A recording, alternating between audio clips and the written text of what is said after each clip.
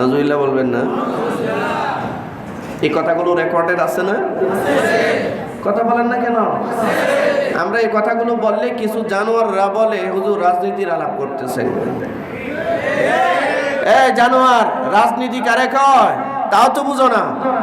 তোমরা তো রাজনীতি বলতে বোঝো টেন্ডারবাজি করা, তোমরা তো রাজনীতি বলতে বুঝো সন্ত্রাসী করা, তোমরা রাজনীতি বলতে বুঝো চাঁদাবাজি করা। এটা রাজনীতি নয়। তোমরা এই জুলুমগুলো করেছো, জমিনের উপরে এই জুলুমগুলো করেছো। এরা যেমন 9 জন প্ল্যান করছে সালেহ আলাইহিস সালামকে হত্যা করবে এবং তার পরিবারকে হত্যা করবে, হত্যা করে নাটক সাজাবে, বলবে আমরা এটা জানি না। আচ্ছা বলেন তো, এদের কথার সাথে আমাদের হাসিনার কথার মিল আছে কিনা? রাজনীতি হয়ে গেল। আমরা বুঝি না কোরআন হাদিসের কোন কথা বলবো, যা বলি সব তো মিলে যায় এদের সাথে। হ্যাঁ,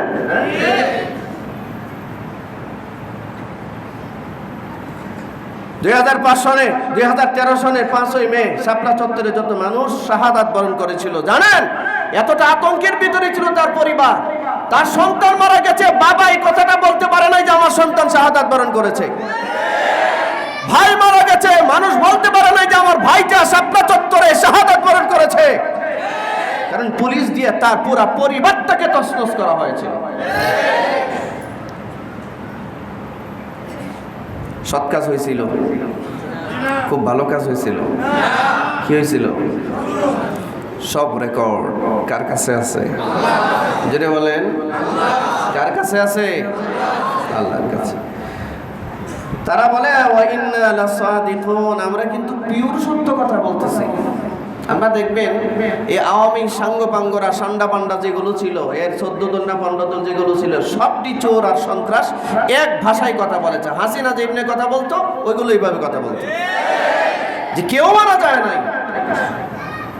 আমার মুসল্লি, আমি আগে যে মসজিদে জুমা পড়াতাম, আমার মুসল্লি মারা গেছে, তার ভাই তার নিজের ভাইটাকে দাফন করার মতো শক্তি পায় নাই, দৌড়ায় দৌড়ায় লুকায় লুকায় তার ভাইটাকে দাফন করছে।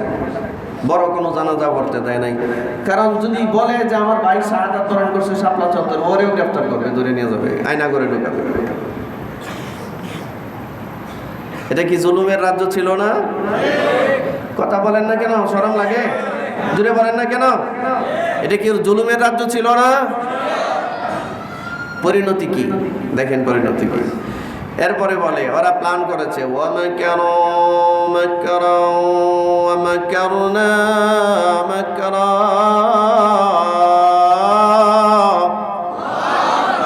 ওয়ামাকারু মাকরা। এরা পরিকল্পনা করেছে, প্ল্যান করেছে জমিনে, দুনিয়ায়। এই প্ল্যানটা করছে কোথায়? পৃথিবীতে। ওই 9 জন নূহ সালেহ নবীকে হত্যা করার জন্য এবং তার পরিবারকে হত্যা করার প্ল্যান করেছে জমিনে। আল্লাহ বলেন ওমাকারনা মাকরা, আমি একটা প্ল্যান করছি, তবে এটা আসমানে। সুবহানাল্লাহ বলবেন না? আচ্ছা, জমিনের প্ল্যান, জমিনের পরিকল্পনা শক্তিশালী না? এই ছেলে বসো। জমিনের পরিকল্পনা শক্তিশালী না আসমানের পরিকল্পনা শক্তিশালী? বাস্তবায়ন কোনটা হবে? আচ্ছা, বুঝতে পারছেন তাহলে? আচ্ছা, কি আল্লাহ বলেন হুম লা ইয়াশউরুন,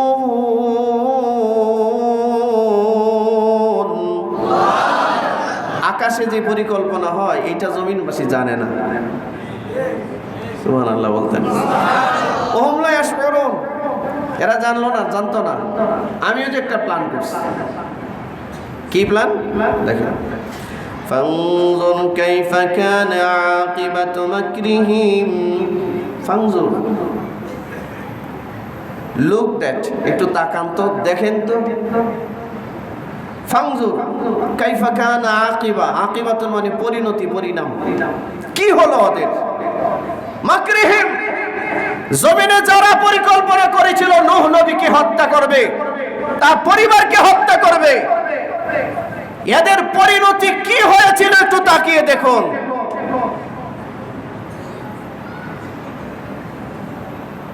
2013 সনে যারা আলেমদেরকে হত্যা করলো, এদের পরিণতি এখন কি হয়েছে একটু তাকিয়ে দেখো। মিলে না? একটু একটু পুরাটা মিলে। এখন যদি বলেন হুজুরিতে ওয়াজ করেন না, তাহলে করেন মাঝে যে আয়াতগুলো আপনারা বাদ দিয়ে দেন। পারবেন? এ ক্ষমতা আছে কারো?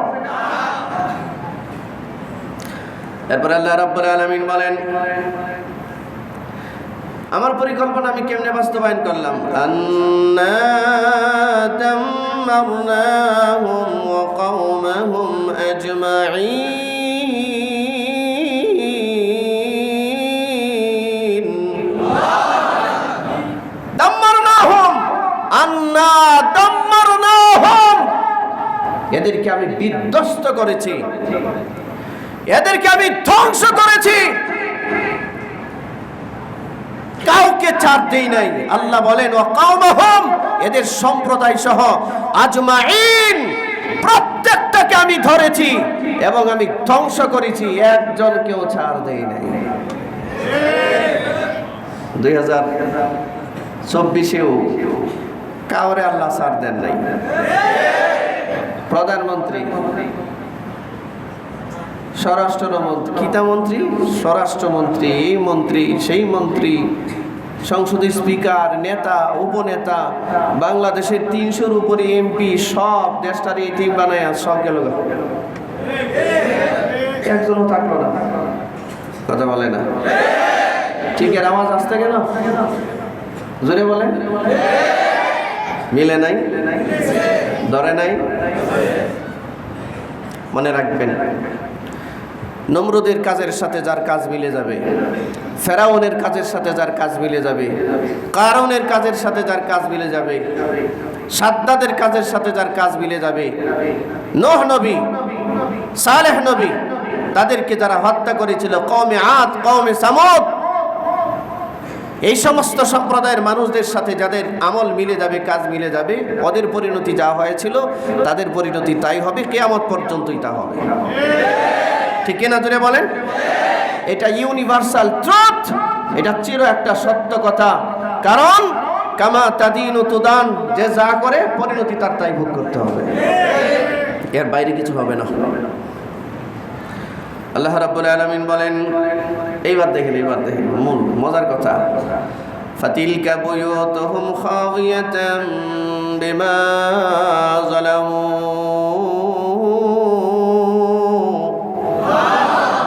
আস্তে বলেন কেন? আল্লাহু আকবার, জোরে বলেন। আপনারা আজ যদি তাকবীর আস্তে দেন তাহলে তেলাওয়াত করব না। গীতা পড়ছি নাকি? ত্রিপিটক, বাইবেল, তো কোরআন পড়ছে, তাহলে আপনারা আস্তে আওয়াজ দেন কেন? এ কোরআন তো জান্নাতে আল্লাহ নিজে আমাদেরকে পড়ে শোনাবেন, তেলাওয়াত করে শোনাবেন। আল্লাহ তাআলা বলেন, ফাতিলকা বুয়ুতুহুম খাওয়িয়াতাম বিমা যালামু। আরেকটু জোরে, আরো জোরে। এমনি আওয়াজ দিলে তেলাওয়াত করা সম্ভব হবে, নাহলে হবে না। আমি তো আর কারি সাহেব না, তারপরে চেষ্টা করি আল্লাহর কোরআনকে কোরআনের মতো তেলাওয়াত করার জন্য।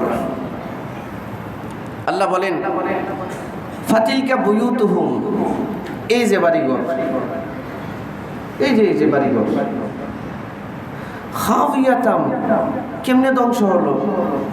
বিমা যালামু, এদের জুলুমের কারণে, এই 9 জনের অত্যাচারের কারণে, জুলুমের কারণে, নূহ নবীকে হত্যা করার পরিকল্পনার কারণে। দেখো তো ওদের বাড়িঘরের দিকে তাকিয়ে আমি কি পরিণতি করেছি। একটা বাড়ি ঘর কওমে সামুদের বাকি ছিল না, সব ধ্বংস করে দিয়েছেন কে? সারা বাংলাদেশে এখন বাড়িতে খালি আগুন জ্বলে, কথা বলে না। তাকায়া দেখেন তো, 32 হয়ে গেছে 36, কথা বলেন না কেন? সারা বাংলাদেশের সমস্ত স্বৈরাচারদের বাড়িতে আগুন লাগতেছে। আল্লাহ বলেন, ফাতিলকা বুয়ুতুহুম খাওয়িয়াতাম বিমা যালামু বিমা যালামু এদের জুলুমের কারণে ফাতিলকা বুয়ুতুহুম খাবিয়া কি অবস্থা করছে আমি এদের বাড়িঘর সব আগুন জ্বলে মিলে না মিলে না এরপর আল্লাহ রাব্বুল আলামিন বলেন ইন্না ফি যালিকা লাআয়াতান লিকাওমিন ইয়ালামুন ইন্না ফি যালিক এই কাজের মধ্যে নিশ্চয়ই এই কাজের মধ্যে এই দৃশ্যের মধ্যে এই পরিণতির মধ্যে লাআয়া নিদর্শন আছে কি আছে জোরে বলেন শিক্ষা আছে নিদর্শন আছে কার জন্য লিকাওমিন ইয়ালামুন যাদের ইলম আছে যাদের জ্ঞান আছে যারা জ্ঞানী মানুষ যারা মানে যারা মানার ইচ্ছা রাখে এদের জন্য এই সমস্ত কর্মকাণ্ডের মধ্যে বহুত বড় শিক্ষা আছে আর যাদের বাংলাদেশে আগুন জ্বলতেছে যাদের বাড়ি ঘরে আগুন জ্বলতেছে এরা কোনো সৎ মানুষ ছিল না ঠিক কিনা জোরে বলেন সৎ মানুষের বাড়িতে কেউ আগুন লাগায় না সৎ মানুষের বাড়িতে মানুষ আরো সিকিউরিটি দেয় নিরাপত্তা দেয় ঠিক কিনা জোরে বলেন আজ ওদের বাড়িতে আগুন লাগতেছে দেশের মানুষ আফসোসও পর্যন্ত করে না কারণ এদের এক বাড়িতে আগুন লাগে ওরা আরো 50 বাড়ি আগুন দিয়ে অতিথি পুরাইছে কিনা জোরে বলেন তো যারা আগুন দিয়া মানুষের বাড়ি পোড়াইছে যারা বন্দুকের গুলি দিয়া ঝাঁঝরা করে এক একটা মানুষকে হত্যা করেছে যারা খুন করেছে যারা গুম করেছে যারা আয়না করে মানুষকে ঢুকিয়েছে আজ এদের বাড়িতে আগুন লাগলে মানুষের দরদ লাগে না কারণ এটা প্রকৃতির নিয়ম অনুযায়ী বিচার হইতেছে